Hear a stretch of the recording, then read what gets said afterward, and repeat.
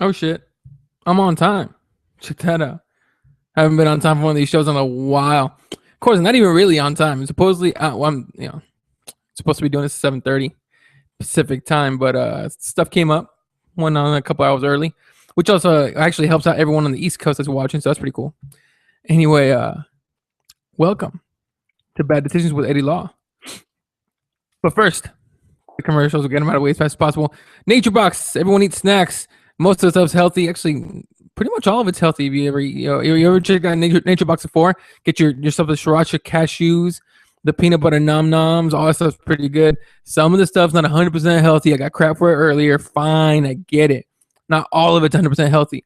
Most of it is though, and it's delicious. Get yourself some guilt-free snacks, man. Go to CrossBonesMMA.com and click on the banner. Get yourself some snacks, son. Also brought to you by F3 Foods. If you're trying to lose weight and get in shape, yes, get your ass to the gym right now. Even if it's Thai Bo, just get off the fucking couch. That's all it takes, really. Get off the couch, run to the gym, and run back.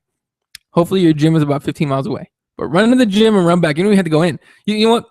That's the thing about gyms. You don't even really need a membership. Just pick a gym that's like 15 miles away, run to it, and run back. Why? Because that technically, you're not cheating. You're being honest. You went to the gym and then you came back. Sure, that 15 miles will take you 2 to 3 hours each way, but you lose weight. Anyway, other thing that's important to do, nutrition. Get yourself some nutrition. F3 Foods can help you with that. They'll actually cook for you.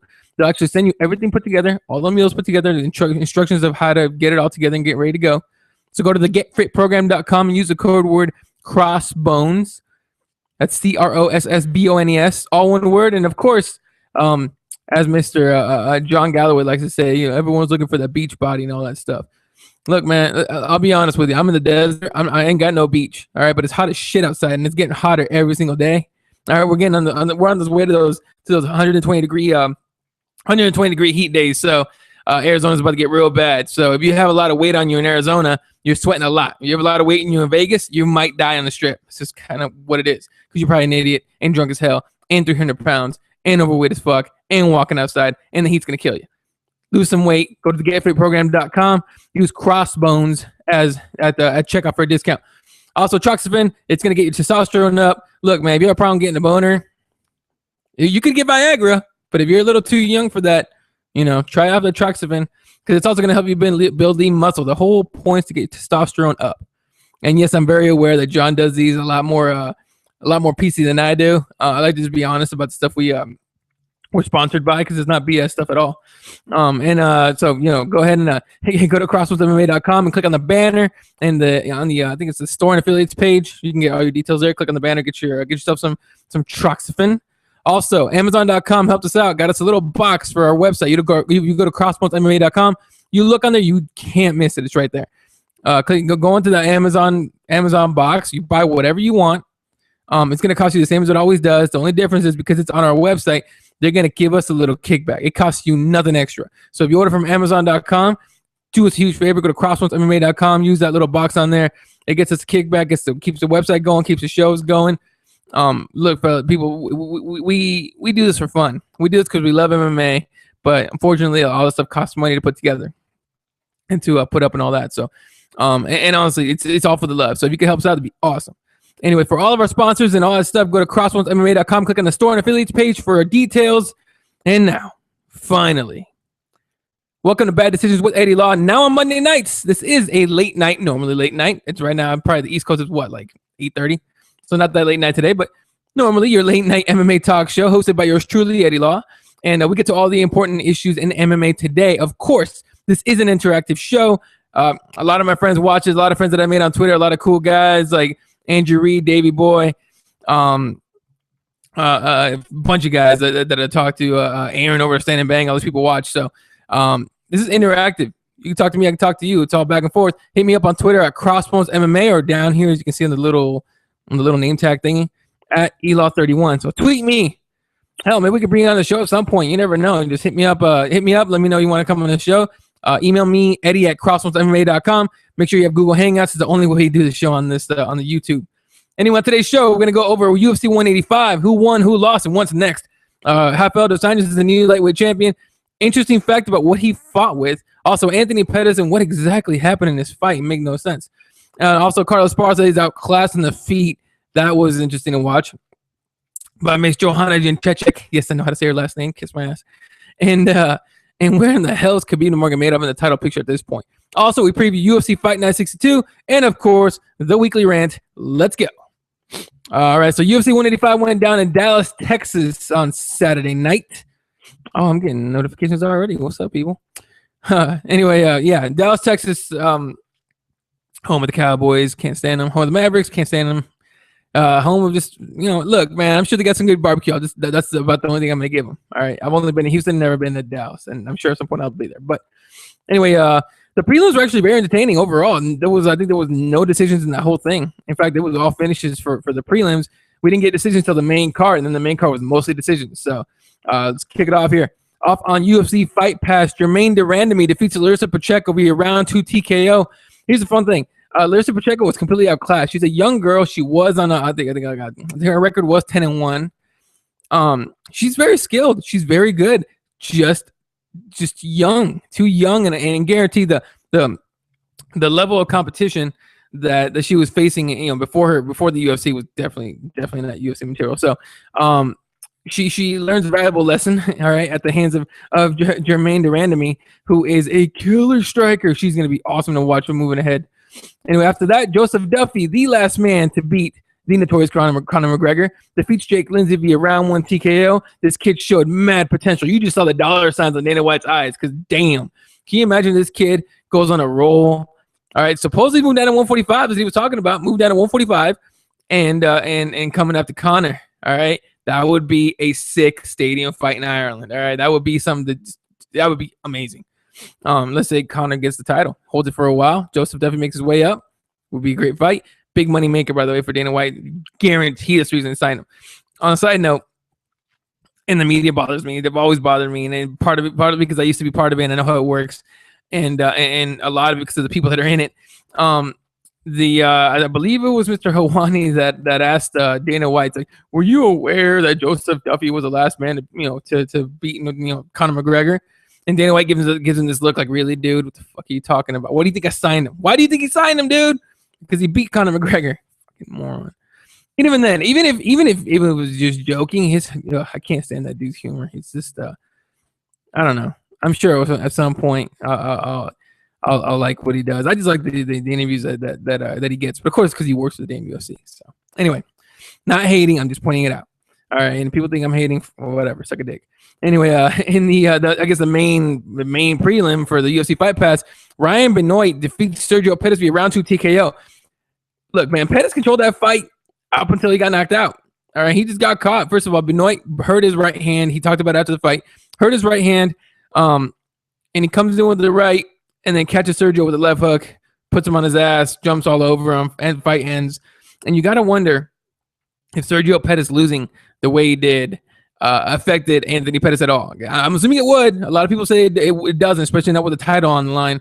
But that's your little brother just got knocked out. All right, that you feel for him. All right, even my little brother, when he got his ass kicked in high school, I would feel a little bad. He's only 3 years younger than me. I was already gone, but I heard stories. So, and the other thing too is Benoit kicked Sergio Pettis on the ass after the horn, and he was immediately apologetic about it and all that. And you got to give it to the kid, man. He hasn't fought since 2013, and finally, getting a win over Sergio Pettis is a huge win. Just the name alone. All right. Big things expected out of Sergio Pettis. And to get a win over that kid is a huge deal for Benoit. So, I forgave it right away. People were like, oh, I can't believe it. Blah, blah, blah. Bullshit. Shut up. You just mad because Sergio lost. I mean, basically. But I'm sure he'll learn from that. He'll never do that kind of crap again. And again, another kid that you want to see if he can stay healthy and show his potential over again. But Benoit wins. Knockout after getting his butt kicked, honestly, the whole fight. All right, so in the first fight on the FX prelims, because there was no FS1 because basketball. And look, side note again, March Madness is here. Arizona, we're going to win it all. Just saying it right now. All right. And no, it's not jinxing. I'm just saying I pick Arizona. If they don't win, okay, whatever, but I pick Arizona. And, of course, the first fight of the night of the prelims on FX, Jared Rosholt, or Rosholt is how I heard it was pronounced. Rosholt defeats Josh Copeland via round 3 TKO. Not very entertaining of a fight. Usually with the heavyweights, you see, dudes swing for the fences and jaws fall off and all that crap. But Rosholt working a lot of his wrestling. Copeland trying not to get taken on his back, and Rosholt has landed a lot of a lot of damage from the top. Copeland was on his back a lot. And Rochel just, expertly used his wrestling and got the TKO. It's kind of how it is. And Copeland really had no defense for it. Another, and they were talking about during the fight that Copeland's actually going to move over to Rochel's training camp. So that's going to be interesting to see if they get along at all. So, but I'm sure they will. They're sportsmen. What are you going to do? Anyway, after that, a weird fight. Beneil Dariush defeats Darren Cruikshank via round 2 submission, a rear naked choke. Darren Cruikshank is Darren? Yeah, sorry. Darren Cruikshank comes in 2 pounds overweight. First of all, I came in 2.5 pounds overweight. Was given 2 hours to burn the 2.5 pounds. Wasn't able to do it. Only was able to burn 0.5 pounds. Comes in at 2 pounds over. And in Texas, you can actually negotiate your purse. So he negotiated a 20% purse loss or fine, which went directly to Beneil Dariush. So it's nice that Texas didn't jack his money. But Cruikshank did not fight like himself. It was a really weird fight to watch. And then when he got, when Dariush took his back, it's almost like he gave up the rear naked choke. Not saying he was giving up on the fight, but he almost like, you just do it, whatever. I mean, it wasn't, again, I don't think he's giving up on the fight, but he wasn't really trying to get out of it. That's all I'm saying. So big win for Dariush over a name and Cruikshank. Cruikshank's going to have to figure things out. I'm assuming he was injured. Every time a fighter comes in overweight like that and then performs like that, sure, it could be the fact that their body gets beat up by a weight cut. Absolutely possible. I think it's because of an injury, specifically to Cruikshank, because he did not fight like himself. But you never know. Anyway, after that, Elias Theodorou defeats Roger Narvaez via round 2 TKO, and that broke my heart, honestly, because Narvaez was winning that fight. I mean, anyone that watched it was saying he was winning the fight. He got that first round. I believe he was winning the stand-up battle, and then just one dumb mistake. You try to block a head kick with your arm, and or a kick with your arm, and broke it, and in the first round. In the second round, just not able to do much with that arm anymore, and he gets TKO'd. So I believe because of injury, he should be he shouldn't fall too much, and he shouldn't be on that list of guys that could get cut because he lost. But you never know what Dana White's thinking. But I'm sure we'll see Narvaez coming back stronger. And I know it's a fucking cliche thing to say, but I like Narvaez a lot. He's the kind of guy that definitely I lost my train of thought. I'm looking at my Twitter now, so my bad. Anyway, a couple tweets here. Andrew Reed says the arse kick was hilarious. Arse, okay, my boy from the UK. That ass kick when and I'm assuming he's talking about Pettis. It was pretty damn hilarious because it looked really, really weird. And of course, Davey Boy always talking about some northwestern shit. Davey says Arizona. How about a Gonzaga in the championship? Look, man, I would agree with you, except for the fact that Gonzaga, with so much detail, I'll get the basketball talk over with quickly. As much potential as they have, they always find a way to fall flat on their face. Arizona does the same thing. I'm not gonna lie, all right? I've been a U of A fan my entire life, but they always just choke at the point where they're supposed to do their best. Gonzaga, too many people are talking about them being good. Look, let's be honest. It doesn't really matter because Kentucky's going to be there. If and if Gonzaga somehow makes it a championship game, maybe they get there. They're going to get destroyed. What I like about Gonzaga is that they shoot threes. I believe they're a pretty much shooter team. And then they got that kid from Kentucky that switched over, transferred over. So anyway, moving on. Yeah, freaking Davey got me to talk about basketball, son of a bitch. And about Northeastern basketball, anything. All right, moving on. Yeah, the headliner for the prelims, Ross Pearson defeats Sam Stout via round 2 TKO. That was a fun fight, too. Those guys were swinging like a motherfucker, and then they both threw that left hook, and Ross Pearson just connected faster and harder. It was a left hook, right? It's been such a long day. Anyway, connected with a punch. They both threw at the same time, and Ross is connected harder and better. Sam Stout falls on his ass, gets TKO'd. Big win for Ross Pearson. I believe totally makes up for the fact that he got, robbed like crazy against Sanchez. But, that's a topic for an old show. All right, kicking off the main card here on pay-per-view. Henry Cejudo defeats Chris Carriazo via unanimous decision. Very dominant win for Cejudo. Carriazo could not stay off his back, could not get up. Cejudo's wrestling is just insane. And not much you can do about that when you're going to Olympic. First of all, he came into the theme of. He walked into the theme of the Olympics, which to me was awesome, and then it turned to some other song. But anyway, Cejudo gets the big win against Carriazo, especially now that they send whoever they can at Demetrius Johnson, which you could say Cejudo is one of those guys.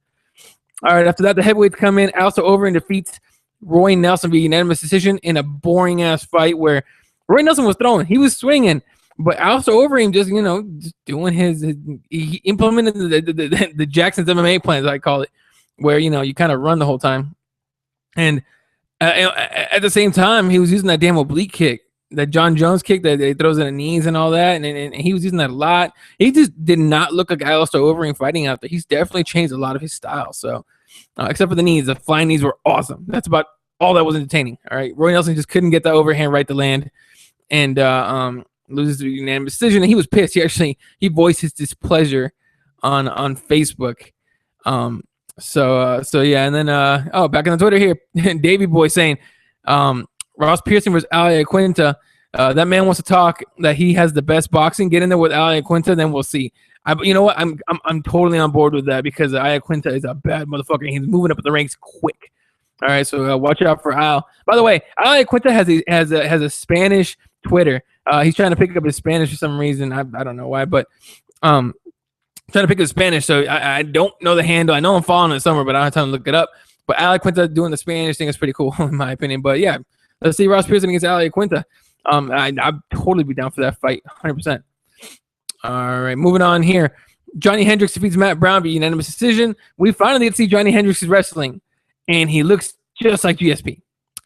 And I believe one of my Twitter followers, Kelly, was pointing out that Johnny Hendricks was complained about GSP just wrestling around, not really throwing. Well, Johnny Hendricks did the GSP game plan, and it was very effective. Look, and I'm not saying he did it because he just wants to lay and prey on people. I think he did it because he was throwing bombs and Matt Brown wasn't going to sleep.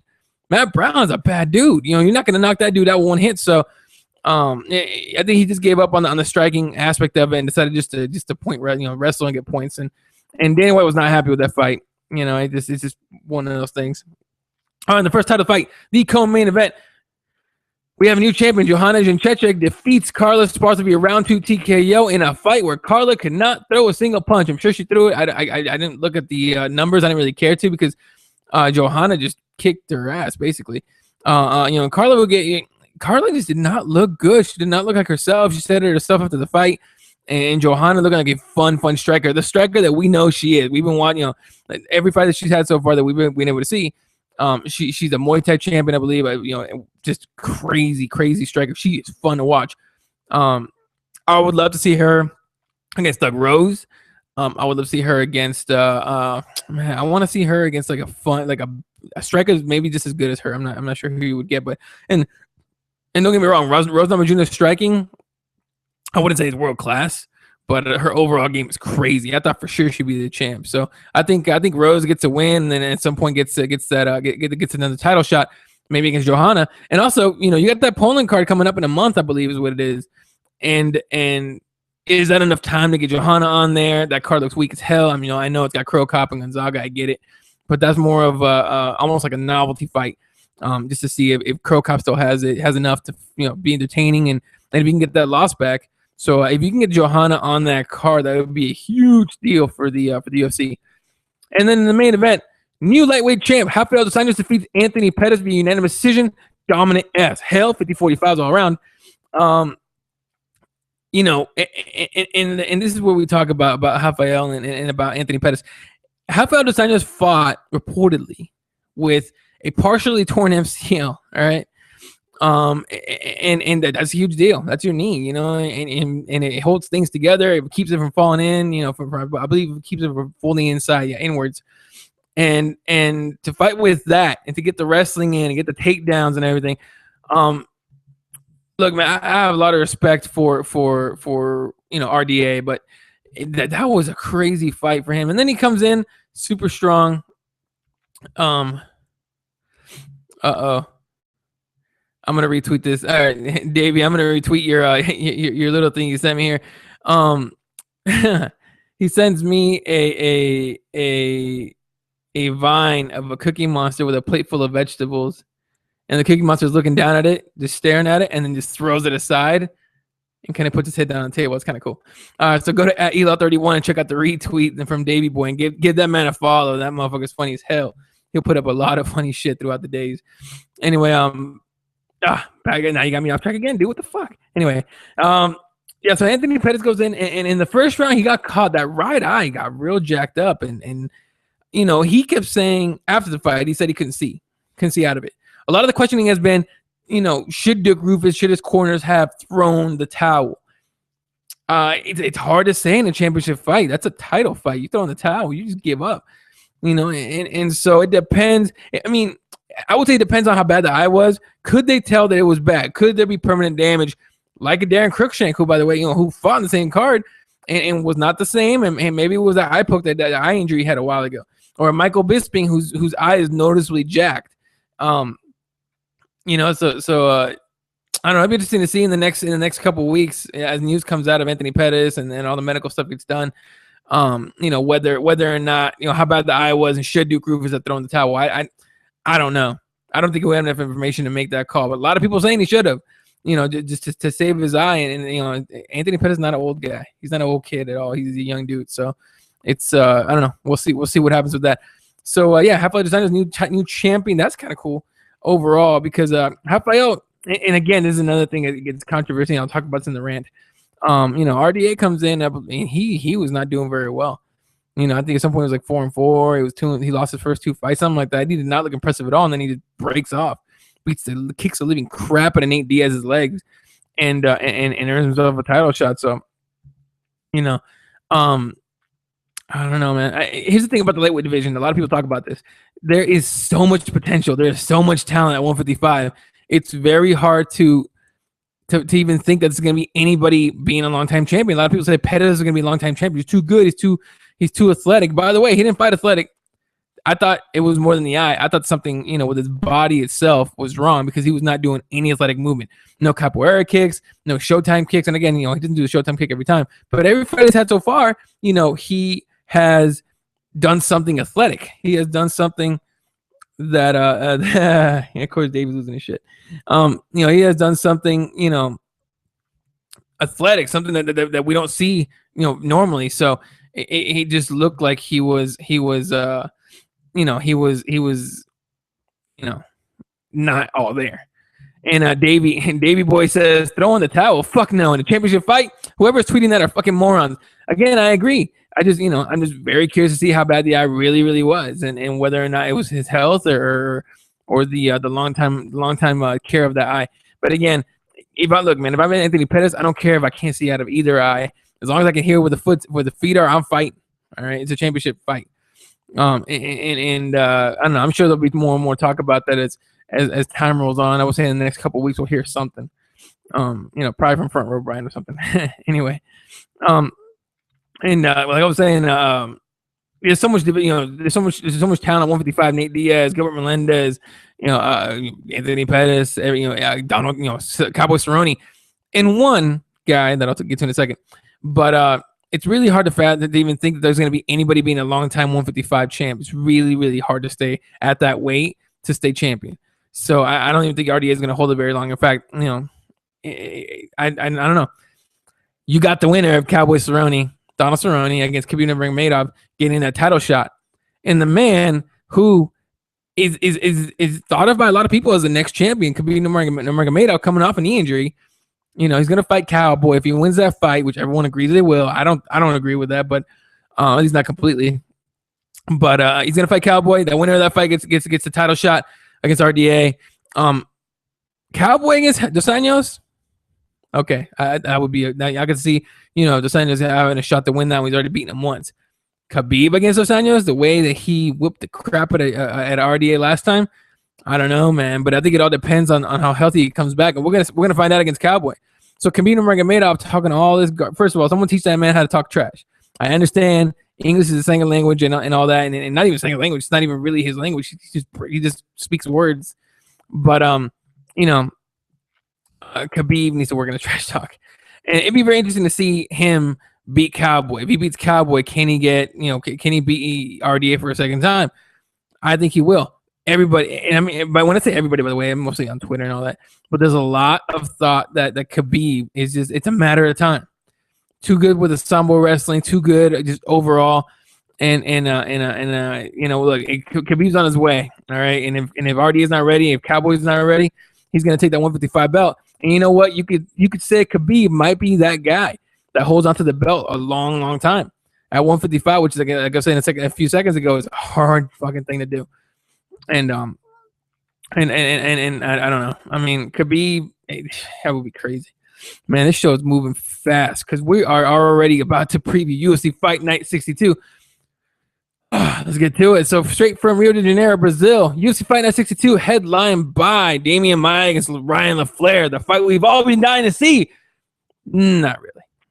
There's really no hype behind this card. In fact, people are shit talking it. In fact, Ryan LaFleur came out today and said, to the people doubting the card, which seems to be basically everybody, give me a chance. And look, definitely give him a chance. I'm gonna watch it for sure. I'm watching the whole card.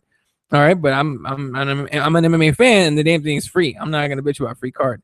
All right, especially if it's on TV and I can sit at home instead of going to a bar and spending too much damn money on beer. All right, so the UFC Fight Pass prelims is, by the way, Saturday, March 21st. UFC Fight Pass, or the early prelims, 7 p.m. Eastern, 4 p.m. Pacific, first fight of the night. Actually, you know what? Give me 1 second. I'm gonna screenshot this shit so you guys see what I'm talking about, because I could just hold up. Anyway, while this thing loads up. Gonzaga ain't got a chance, Davey. I'm sorry. Not a chance to win the title. They have a chance to get to the title game, but I don't know, man. I know you're a big, Seattle guy and Washington guy and everything basically Northwest, but I don't think it's gonna happen. Anyway, first fight of the night on UFC Fight Pass, the prelims: Bentley Seiler versus Freddy Serrano, Dr. Bolivia versus El Profe. These two were teammates on the first season of Tough Latin America, Mexico versus basically the world of Latin America, and they were friends. Whoa! I'm sending out tweets. I'm showing the tweets. Oh, Davey Boy's Twitter, by the way. Twitter, whatever. And then so these two are gonna go at each other. They know each other very well. They're actually friends. They respect each other, very much. Very, very similar in everything physical. But I would give the nod to Profe, Mr. Serrano, but who is less experienced, of course, but I think he's a tougher guy than Bolivia, but Bolivia actually has finished fights before. So that's one thing he's got on him. After that, Jorge de Oliveira taking on Christos Giagos. Don't know either one of these, but when your nickname is a Spartan, you need a new nickname, dude. All right, off on Fox Sports 2 prelims. Oh, that's a bummer. Not everyone has Fox Sports 2. That sucks. Find yourself a stream, ladies and gentlemen. Don't be paying for that crap. So yeah. Oh, and of course, Davey Boy talking about LaFleur versus Damian Maia. Basically sleepy eyes, but he'll still watch it. Of course you will. I'm gonna watch it too, man. We'll talk during the fight. It's all good. Anyway, first fight in the Fox Sports 2 prelims: Leonardo Mafra taking on Cain Carrizosa. And if you're wondering why FS1 is not going to be on there, I believe they're going to have basketball because the tournament starts this week on Thursday, I believe. So that's most likely what it's going to be. Although CBS is going to have most of the games, but don't quote me on that. I'm not really sure what FS1 is doing. But if they're not doing basketball and they're not showing the prelims, they're kind of whack as fuck. All right, after that, Leandro Silva taking on Drew Dober. Drew Dober, who last fought, won Jamie Varner. And after Varner hurt himself, knocked himself out, I believe, on the ground, and ended up retiring after that fight. But Drew Dober really hasn't shown a whole lot, in my opinion. Hasn't shown a whole lot, but he gets the crappy thing for him. He gets a Brazilian in Brazil, and that's never a good thing if you take him to decision. So he better finish this fight. And in the headliner for Fox Sports 2 prelims, Akbar Arreola, El Caballero, taking on Francisco Trinaldo, a guy that's fun to watch and kind of dangerous. Actually, I take it back, very dangerous. But I think Akbar's submission game is gonna do it too. Gonna be too damn dominant for Trinaldo to overcome. Then back on Fox Sports 1, we get the main card. Andrei Tuchifili, probably one of the best nicknames in the game, taking on a guy that looks almost exactly like his twin, except with blonde hair. Godofredo Pepe, which should be a fun fight. I like Andrei Fili training over with the Team Alpha Male. After that, Gilbert Burns taking on Alex Oliveira, and then we get one of the horsewomen, Shayna Baszler, against number 9 Amanda Nunes. Baszler is one of those fighters that's on that about to get cut list. All right, she's got consecutive losses. Hasn't really shown anything impressive, which sucks because she is one of the biggest names in women's MMA. So it's really, really whack that she's just kind of gotten dealt a crappy card. A lot of people are gonna say, "Oh, screw her," because of the whole horsewoman thing and the Ronda Rousey thing. Get over it. All right, after that, Tony Martin taking on Leonardo dos Santos, and the first fight that I find interesting on this whole card is Eric Silva taking on Josh Koscheck, who's stepping in on late notice. Josh Koscheck, that we last saw get choked out, foam from the mouth like a rabid dog, and I'm not saying it disrespectfully, it's kind of what it looked like. And previously saying that he actually wanted to finish his contract with the UFC before retiring. So the guy's already, kind of has a foot out the door. And as we know, fighters that have the foot out the door already are pretty much gone. So in order, we have to see how he performs against Eric Silva to wonder if he is ever going to continue, or if he's going to move on to a different organization or something. And I'm hoping, and I'm sure he did. I'm sure Josh Koscheck is decent with money, and is able to. Oh, this is great. But he's able to continue fighting. But Davey kind of agrees with me here. But he says we're gonna see Josh Koscheck give another oral cream pie on this card. Just retired, cause please, out of respect. Completely agree. I think he should have retired after that last one. Or in fact, I think he should have retired before that last one instead of getting destroyed and embarrassed the way he did. But honestly, I mean, I'm sure he didn't think that would happen to him. And in the main event, number 7, Damian Maia against number 15, Ryan LaFleur. Yeah, that's your main event. Yeah, I mean, what is there to say? We've seen Damian Maia fight a bunch of times. We've seen Ryan LaFleur. Ryan LaFleur is actually a little bit kind of impressive, undefeated and all that. But I don't know. I'm not really digging this card too much. In fact, I would say this should be the main event, just to see what Koscheck would do. And again, I agree with Davey and a lot of people out there. He should just retire. But since he's not, let's see what he has left in the tank, and whether or not he's going to retire after this card. And we're going to find out on Saturday, especially if I'm able to stay awake and watch it, because it's going to be a long day. All right, so that does it for your UFC Fight Night preview. Let's get to the rant. Stretch here a little bit. All right, ready to go. All right, so there's a cynical thought process in MMA today, and I would love to say that it's complete and utter bullshit. But to be completely honest, it's a sad thing. It's sad that every time we watch a fight, we're not 100%, sure that the fighters are being honest. We're not 100% confident in the integrity of any fighter. It's this whole PED thing. Testing has become what it has. It's much tougher. It's more stringent. It's more thorough. And it's the unfortunate result of dishonesty from fighters. At the same time, cheating in this sport comes from the pressure that haunts every fighter. And in the big leagues of MMA and the UFC, in order to keep your spot, you need to win. In order to make, to make your efforts, the blood, sweat, and tears that you put into it, worth it, you have to win. In order to make any real money, you have to win. Champions not only get the glory, they get the money, they get the fame, they get the recognition, which leads to more money. You know how the world works these days. So, all of that cheating, all of that stuff, the money and the fame and all that, it makes cheating very tempting for a lot of fighters.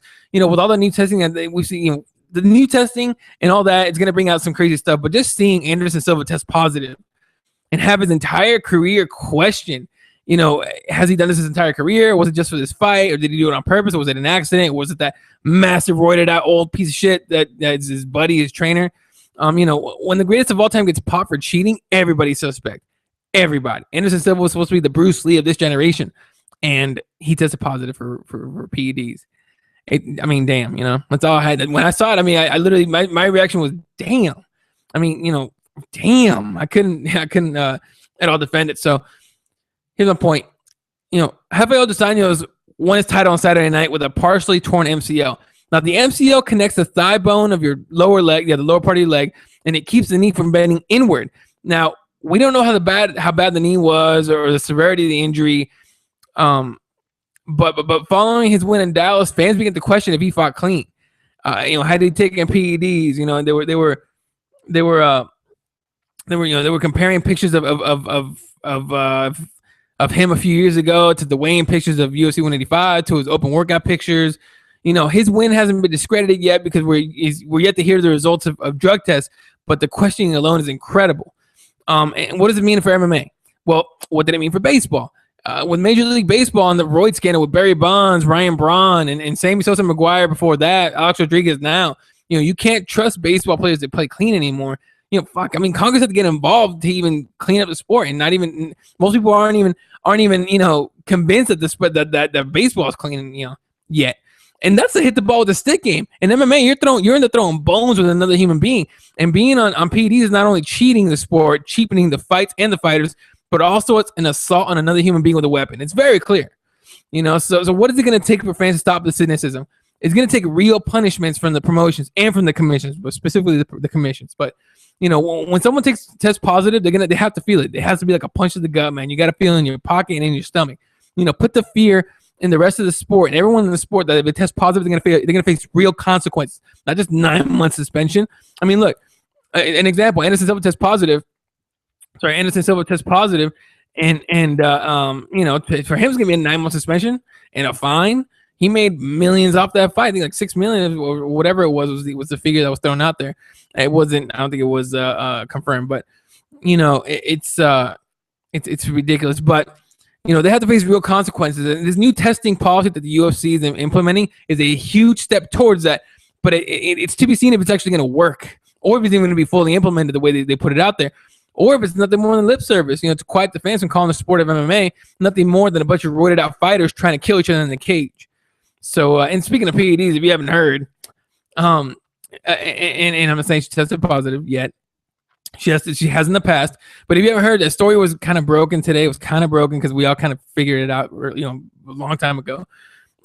Story was saying today that Chris Cyborg is actually signed to the UFC, but on loan to Invicta, which explains the $90,000 that she won in her last fight at Invicta FC 11. Because if you've been to any Invicta events, they're not very full. So. But it looks like they're going to build a rivalry with Rousey and make big money on that pay-per-view. So, I mean, look, everyone calling out for Dana White to sign Cyborg. Apparently, it's done. So now it's on the Cyborg to make that 135. So I'd love to see that. I'm not convinced she could, but I would love to see that fight actually go down. And I mean, that's kind of deal. Oh, here we go. All right. Davey Boy saying steroids are bad, but if it's for recovery of an injury, let them take it. If you're popping steroids for weight cutting or enhancing your performance, you deserve to get caught. Completely agree. Absolutely. And again, you gotta, it's a fine line if you do that whole, for the injuries. Because I mean, look, if they said, look, you use them for injuries, when you come back, we're gonna test you, and you gotta come in clean, and we're gonna test you a bunch of times to make sure you stay clean. If it did something like that, it would make sense. It would take it would be so many people against that, but I mean, it wouldn't matter at that point as long as the promotions, the commissions can deal with it, whatever. But that makes sense anyway. So it's gonna do it for today, man. It's gonna do it for today's episode of Bad Decisions. Thanks for joining me for tonight's episode. Remember, the Bad Decisions is now on Monday night. I know I'm going 1-on-1 with Raw for all you wrestling fans. I'm okay with that. It's all good.